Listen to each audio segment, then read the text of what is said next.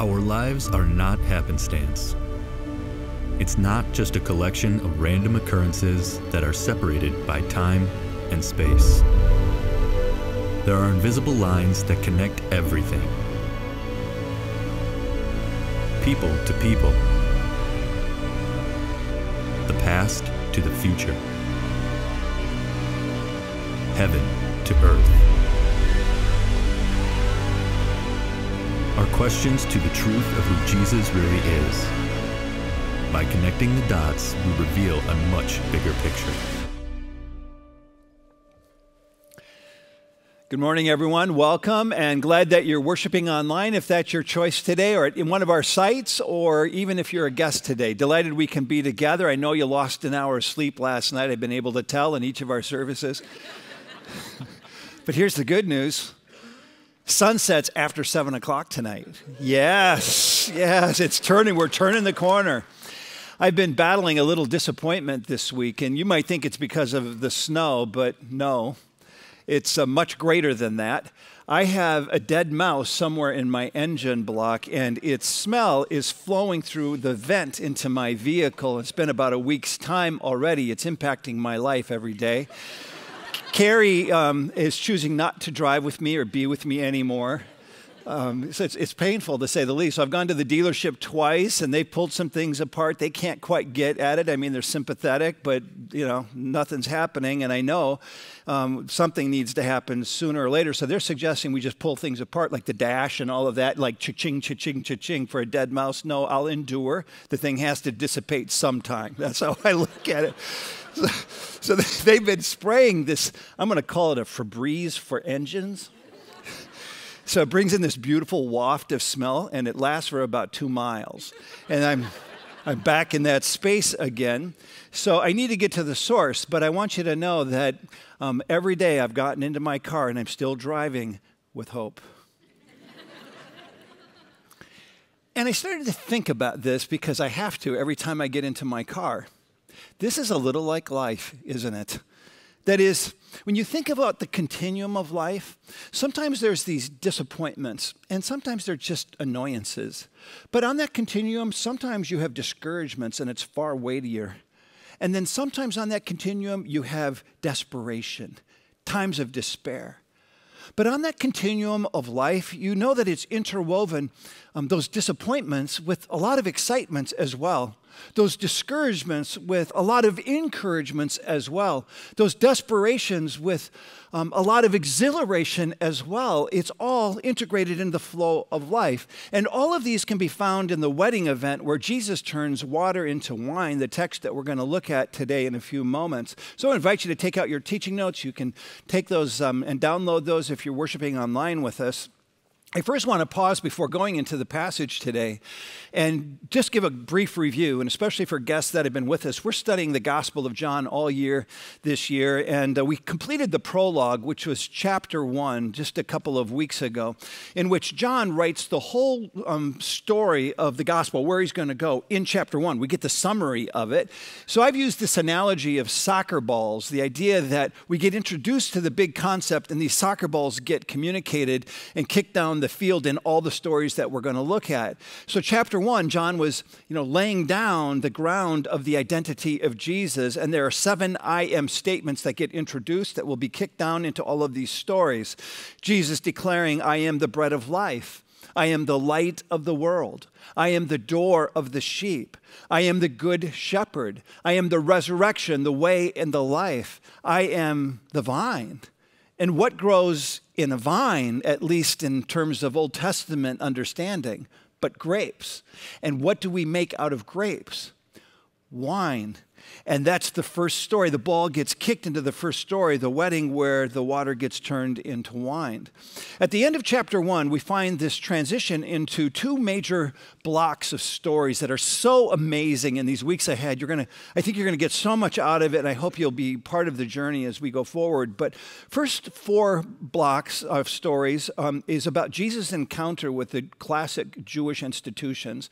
So we're going to look at a wedding today, but then the temple, the rabbi, and the well. And then the second block speaks about Sabbath and Passover and tabernacles and Hanukkah. And so you're in this place of saying, okay, I know about those things in general, but you're going to get to know about them well. But what's powerful about them is that they speak to our lives so personally.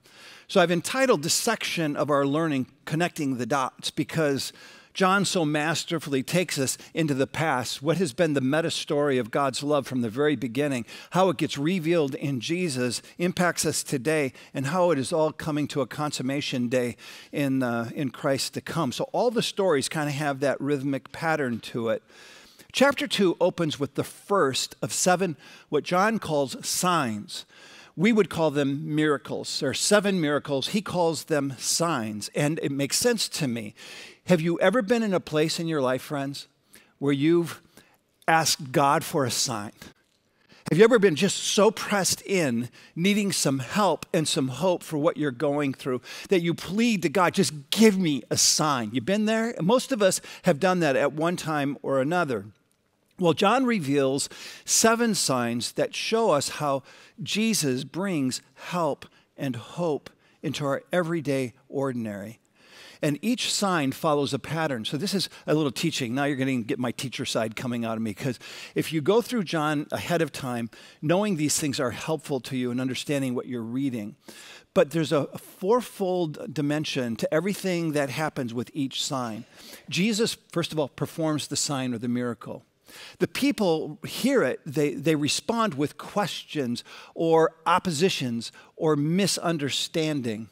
And then Jesus comes back and he responds with a riddle or a question. I love this about Jesus because he just forces you to sit down and have a cup of tea with him as he's trying to lead us to an understanding of who he is, his very identity. And then the fourth thing that happens is that the dialogue escalates, so much so that it presses us individually to make a decision about what we've just heard concerning who this Jesus is. And so we come to a fork in the road with every miracle, and either hostility rises or faith rises. And that's what happens for many of us. And we'll see these applied to our own lives as we go into the journey. By the way, all of these signs point to John's purpose in even writing this gospel. It's in John 20, 30 and 31. We've asked you to memorize it, but the words are simple. I write these things that you might believe that Jesus is the Messiah, the Son of the living God, and in so believing that you would have life in his name. So each week as we gather, I pray that the dimensions of life, the layers of these meanings, make a difference in your life. That's why he writes this. So I love that Jesus did his very first miracle in this Galilean town called Cana, because we all resonate with weddings. We go to weddings. Hey, and if you're a pastor, you go to a lot of weddings. I've been to hundreds of weddings, and can I tell you, something happens at every wedding. And most of the time, it's just fun. Sometimes it's a crisis. And yet something always happens. And so it just seems fitting that the reality of that is even captured in the story of the wedding and the miracle or the sign that Jesus turns the water into wine.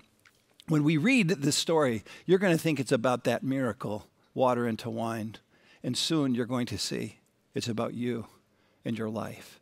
We find it in John 2, and I'm going to read the whole story. It's so beautiful. On the third day, I got to pause right there. On the third day. John is so good. There's already substance in the first few words. We'll come to that later. On the third day, a wedding took place at Cana in Galilee. Jesus' mother was there. Jesus and his disciples had also been invited to the wedding. And when the wine was gone, Jesus' mother said to him, "They have no more wine." "Woman, why do you involve me?" Jesus replied. "My hour has not yet come." His mother said to the servants, "Do whatever he tells you."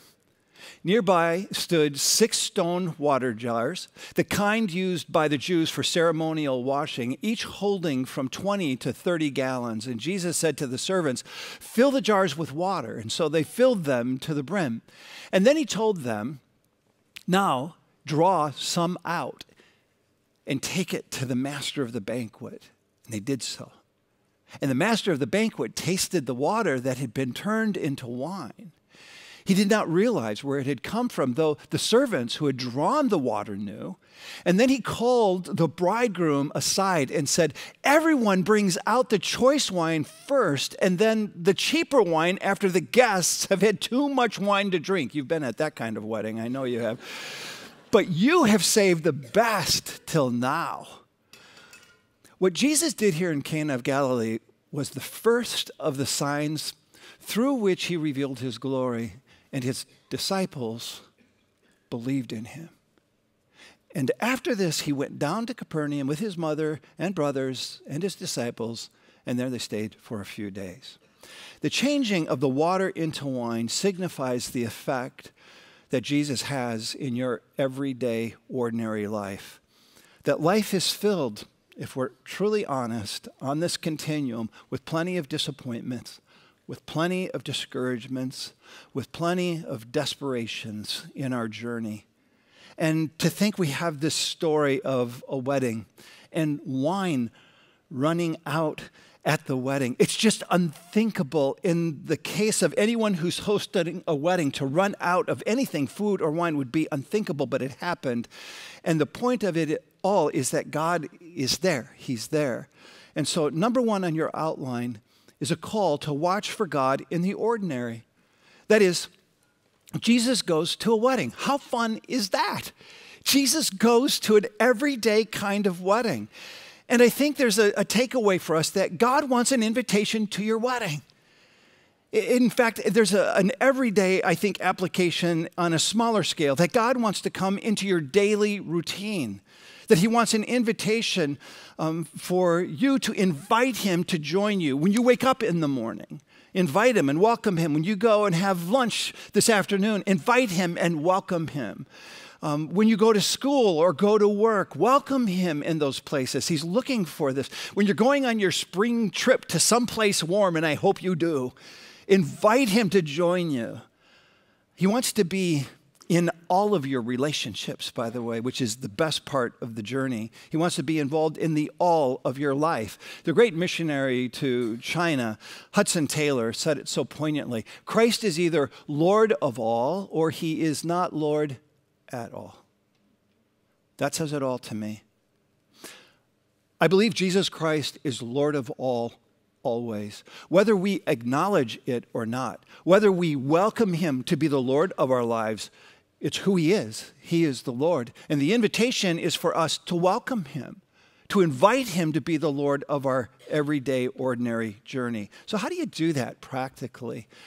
I think it comes down to attending to the very presence of the Lord, but it takes time to learn how to do that. It takes consistency to learn how to do that. And I'll confess to you, I'm still learning, and I think I'll be learning all the days of my life. I hope I will, because there's an eagerness for me to want to learn, to attend to the presence of the Lord.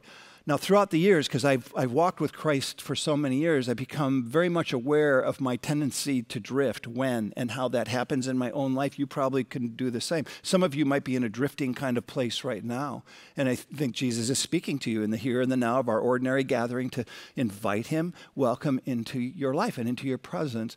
Some things that have helped me is just being aware of myself. So I've shared before in the past, I tend to be a little bit of a driven personality, and maybe it's an understatement to say a little bit. So I use this analogy around life, that it's learning to take the hands off the steering wheel of your life and sliding over and letting the Lord to take the lead of your life. That's not a natural inclination for me. So much so that when I wake up in the morning, I wake up with a steering wheel in my hand. I'm thinking about my day, where I'm going, what I need to do. And I was so convicted about 20 years ago, I just said, Lord, I want to wake up with you, not the steering wheel. You know, you can't control how you wake up, right? You wake up how you wake up. And the Lord just prompted me around a simple little exercise. I've shared this many times, but I bring it because it might be new to some of you. And that is, I slide out of bed, and on most mornings, I'm on my knees, giving thanks to the Lord with a simple little prayer that's been rhythmic for a lot of years. Lord, you gave me life today. Thank you. Let me be who you want me to be. Let me go where you want me to go. Let me do what you want me to do. Let me say what you want me to say. I welcome him. I invite him into my day. It makes a difference. When I have lunch today, or if I'm having a meal with anybody at our home or in a public place, it does not matter. I pause and I ask for God's blessing. I say thank you for the food. I don't take for granted the food. So I long ago got rid of the shame of, well, we're in a public place. Why would you ever pray in a public place? Because I want to give thanks to God in this moment. I want to welcome him into it. Simple little things like that. Before I have a meeting, I most often pray before the meetings that I have with people or on plans or strategies that we're working on even at Westwood. Let's just invite the Lord into this. A simple little practice. And you might be thinking, Joel, well, you work in a church and you're a pastor. You're supposed to pray before a meeting. No. We're all called to welcome the Lord into our meetings. It doesn't have to be complicated. You can quietly in your heart before a meeting invite and welcome the Lord to be there. It might be a big meeting, a hard meeting. Say, Lord, give me discernment, give me patience, help me not to be defensive, give me wisdom. Just a simple little invite. It becomes the consistency that helps us watch for God to show up in our everyday. The mindset, this particular kind of mindset, is what really does help you navigate those disappointments that are real, those discouragements, and those desperations that come in life. And I love that Mary, the mother of Jesus in our story, she has this mindset. At a wedding, hospitality is important. You can never imagine running out of anything, and those that are in charge of hospitality want to be sure that there is enough, that there's enough food to eat and enough to drink. You know, I grew up in a restaurant business. My father was in all kinds of restaurants, and if you were to visit one of his establishments, or if you were to go to his home, he threw parties all the time with 40, 50 people at the parties. He always had an abundance of food because he was horrified at the thought that people, his guests, would not have enough. And I think that's the spirit of what you have here. When Mary comes to Jesus and she says, they have no wine. First of all, she's a mom.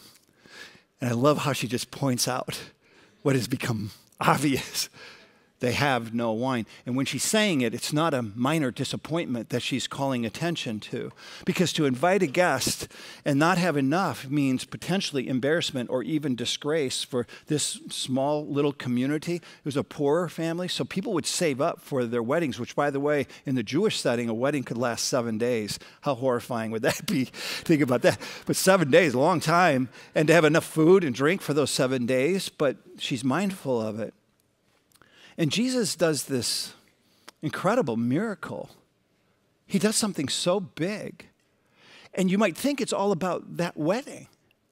But it's about you and it's about me. That we're given a clue to what the message is that Jesus has for us in the words of Mary. They have no wine.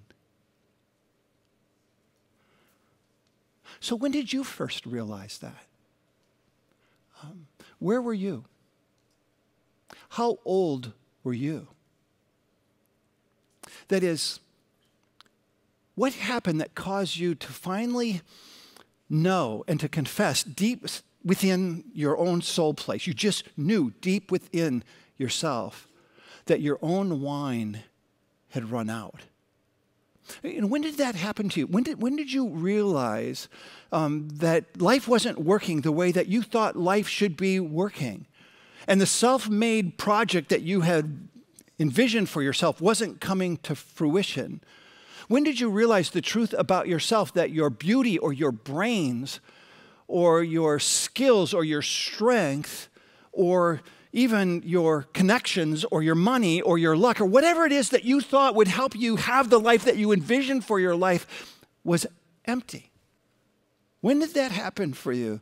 That you realized it's not enough. There must be something more, because it happens to all of us. Well, the effect of Jesus' presence in your everyday allows you to watch for God in the ordinary. And then number two, to expect God to do the extraordinary. It's not an everyday God who's just casually just hanging. He's at work. He's moving in your life all the time. So I love Mary. I mean, put yourself in her shoes. When she was a young teenage girl and she gets this visit from heaven and an angel declares to her as a virgin that you will conceive and have a son and you are to give him the name Jesus. And she's trying to embrace that and say, well, what is that like? And then it all comes to fruition. And now she's raised this boy who's now become a young man. And you can almost put yourself in her shoes because she must be thinking, okay, it's about time. I have known all along who you are, and I've been waiting for this moment, but it's time. And I think this is so cool for today because I've got kids in my 20s, and as parents, sometimes Carrie and I have a conversation. I go, man, it's about time. Our kids, it's just about time. All right, guys, come on, move this life along that you have. Maybe that's just me. I'm overexposed right now. I feel in this journey, but I think Mary has this feeling about Jesus. It's about time because Jesus is about 30. Mary's in her mid-40s, and she knows he's the Messiah. It's time that everybody else gets to know why you're here and what you're going to do. And so she drops the comment, the bride and the groom are out of wine. So subtle. Moms are this way. Let me just state the obvious with the hope that you'll tune in and do something about it. Isn't it interesting? She doesn't tell him what to do. She trusts him with whatever he wants to do. But it comes with an expectation. We're out of wine here. Can you do something? And then Jesus says, woman, why do you involve me? Now, lest you be offended by that statement, woman, it doesn't translate into English very well. And in our culture, it sounds like an offensive thing that Jesus would call his mother woman, but it's actually a term of high regard and respect, of reverence to her, with an understanding. He goes on to say, my hour has not yet come. See, Jesus is on a divine timetable. He is about doing the will and the way of his Father in God's timing, not everybody else's expectation and timing. What a great lesson for us. That's what you find in this beautiful picture. And so we find that it will be several months before Jesus goes big in terms of a public miracle because he knows that once that happens, it's going to get tense. It's going to escalate conflict for a lot of people concerning who he is and who he claims to be. It's a matter of time. There will be some who will believe, but many who will oppose, and hostility will increase. As we know, he'll end up on a cross. All that happens in a small time frame. And so he waits for the Lord's best time. There's so much wisdom in this for us because we want everything to happen now. But God does have a timetable. And it's often different than ours, that his plans are not our plans. And we learn from Jesus this beautiful ability to suspend and to trust him for the best time for things to take place. He's on the divine timetable. And here's the point. Even though God will show up in the ordinary, because he is here right now, I believe it, and I prayed for you to experience it as well, expect God to do the extraordinary. And don't be surprised by it. This is God. He's at work in your life every day, showing up in simple ways and sometimes more pronounced ways, if we'd only watch for it to happen and have a spirit of expectation, as does Mary, who says that she has no doubt that Jesus is going to follow through. She has complete faith. And I love her words as she tells the servers, do whatever he tells you to do. That's another good mom deal. Do whatever he tells you to do. She doesn't prescribe, but she says, oh, listen to him and do what he says. I think that's great advice for us today. Do whatever the Lord tells you to do. But that means you have to attend to his presence and believe he's with you. It means that you have to have a sense of expectation that he wants to work in and through you. And that's what you find here. And it's important because we're all fallible. We go to other people hoping that we're going to get some wisdom and help from them, and that's okay. We're called to seek godly counsel. I just had a situation this week, a good friend, non-Westwood guy, who's in the middle of a major career transition. He says, any chance you can give me just a little time? So we met for a quick cup of coffee. He shared a really complex scenario that he's dealing with in his work environment. I just took all of my brains to just even attend to him and sit with him and listen to him in this whole journey. And then, the Lord gave some good encouragement in our conversation. But then I asked him at the end of the conversation, I go, have you been speaking to a lot of people? Yeah, I have been. I said, when do you have to make the decision? About 30 days from now. I said, can I give you maybe the best words of wisdom that I could give to you? Is stop going to everybody else. You've already done that. There's a place for that. Now go to God. Sometimes we look for the voices of others to be our compass when God wants to be that voice. I said, could you take 21 days of praying and fasting with your wife over this decision? Because it's a big decision. He got all lit up. He goes, I never thought about it. Yes, I'll do that. And I said, don't talk to anybody else about it. You've already done that. Make a decision, put it at the foot of the cross, pray over it for 21 days, and God will direct your path. You know how I know that? That's always been God's way. It doesn't come just with Jesus. Proverbs 3, 5, and 6. Trust in the Lord with all your heart. Lean not on your own understanding. Acknowledge him in all your ways, and he will make your path straight. That's what he does. That's who he is. I love that proverb because it says 3 things. It tells you what to do. Trust in the Lord with all your heart. It tells you what not to do. Lean not on your own understanding. And it tells you what he will do, and he will make your path straight. Oh, go to God. Talk with him and listen. And sometimes he'll do something just crazy and unexpected, so impossible that you'll be undone with joy with how he shows up in your life.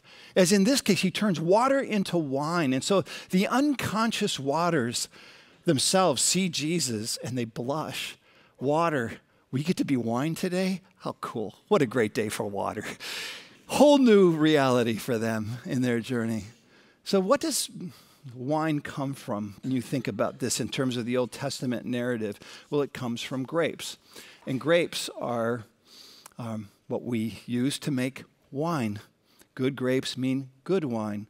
So when you look at the Hebrew story, this is a hyperlink. This is John taking us to the past, reinforcing who Jesus comes in the present and where he's going to take us into the future.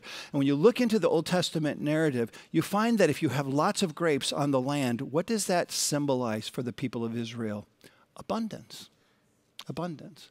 And when is the land abundant? Well, you think about when the land was most abundant for Israel is when the people of God were aligned with the will and the way of God. They were in covenant relationship with God, and they were attending to his presence. They had postured their life to see God as a provider. They had expectation that God would provide for them. And abundance came.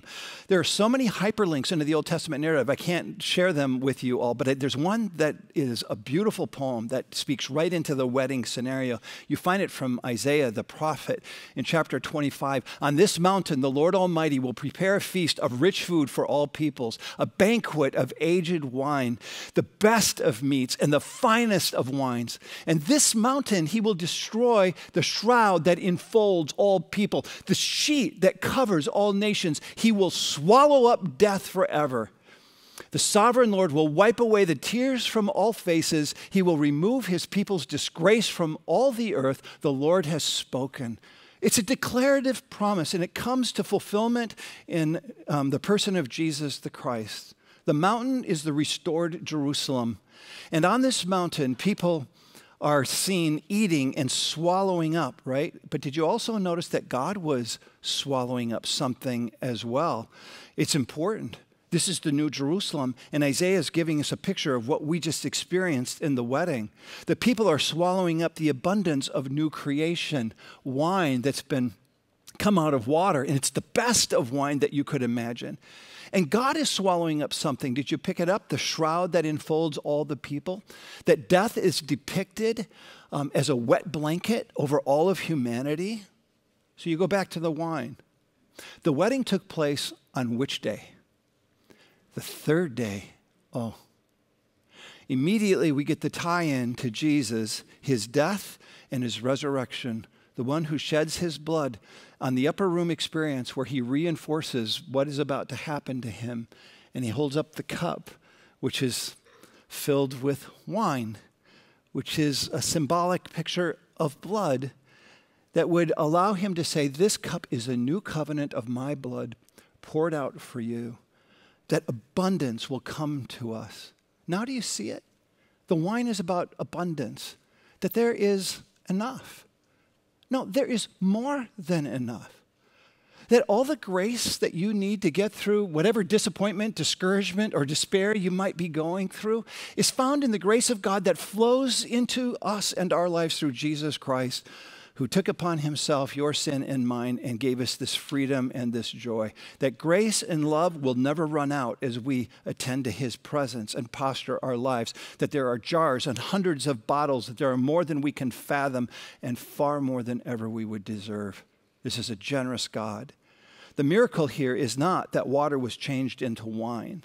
The real miracle is that regardless of what happens to us today or tomorrow, regardless of the losses that you have to navigate, regardless of the mountains or hills that you need to climb, symbolic of the problems that you face in your life, regardless of the hurts that you have to endure, the grace of God is always sufficient. The grace of God flows freely from Jesus himself. It's inexhaustible, which tells me that everything that I need for today, I already have in Jesus Christ if I've welcomed him and if I'm postured for him with an expectation to meet me at that point of need. That's the call. And when we do, something happens. I see you in the story, by the way. When Jesus says to the servant, now draw some out and take it to the master host. I have a picture of you, our church, going to that stone jar and drawing out. And yes, being satisfied for what you need in your life, but I love the picture. Go tell the master host. Go and give the wine to somebody else. Isn't that what we get to do? We get to taste and be satisfied and go, wow, this is amazing. I want to be sure others get to taste it as well. And when we give it to people who haven't yet tasted it, it's amazing what they say. This is the best wine I've ever had. Where did you get it? And you get to say, I know the source. The source is Jesus Christ, the Messiah, the Son of God. And by believing in him, you can taste of it as well. And it all leads us to the final reflection from this story. To experience this miracle, you just put your faith in the God behind the signs. In the first miracle, Jesus shows us something really beautiful, that God moves in the ordinary parts of our lives in order to do extraordinary things, in order to deepen our faith and our trust in him for our everything and our every reality of life. Listen to verse 11. What Jesus did here in Cana of Galilee was the first of the signs through which he revealed his glory, and the disciples believed in him. They believed. Now, would their faith deepen? Oh, yeah, it would. As you would track through the story here of their faith, there are only about 6 disciples at the wedding at this time. They'll grow in number and in depth. But I think the point is, a sign doesn't draw attention to itself. It's just a sign. It draws attention to something greater than itself. So if you're going on a spring trip and you need to be at MSP Airport to get your flight, you're going to get on the freeway and you're going to look for signs that take you to the MSP. So signs are helpful to that end, because otherwise you might get off and end up at Humphrey, which is not where you want to go if you're going on a spring trip, which I encourage all of you to do. Get away. Enjoy warmth somewhere. But here, the sign is reminding us it's not that important in and of itself. So no one comes into life and says, man, I just really want to make a bucket list of my life to go see this particular sign. Nobody thinks that way. It's just pointing me to something greater than itself.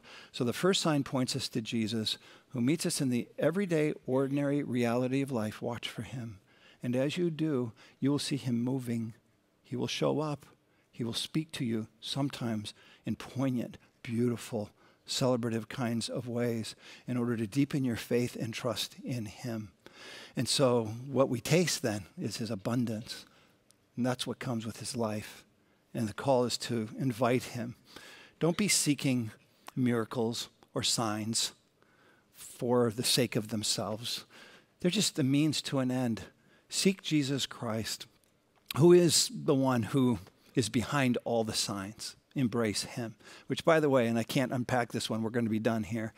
You notice that there are 6 empty jars, but the rhythmic pattern is 7. So where's the 7th? The 7th is Jesus. He is your wine. He is your best. He is your provision. And the call is to receive him, to put your ladle into the jar, that stone jar of his presence, and experience abundance. I love this God, and I hope you do as well. So let's stand. We'll pray together and sing of the beauty and the joy of our Lord. Father, life brings us disappointments and discouragements and real despairs, no doubt. But when we welcome you and invite you into our everyday ordinary and watch you show up with a spirit of expectation that you will do something, even the extraordinary, then even when we're on empty and we feel like we're at the bottom of the barrel, we find that you are there with a wine that satisfies us, with enough love, enough peace, enough strength to get through this day in Jesus Christ, who is Messiah, who is the giver of all life. It makes us want to sing and dance, which happened at that wedding. So we give praise to you and honor the abundant life that comes through faith in Jesus Christ, Son of God and our Savior.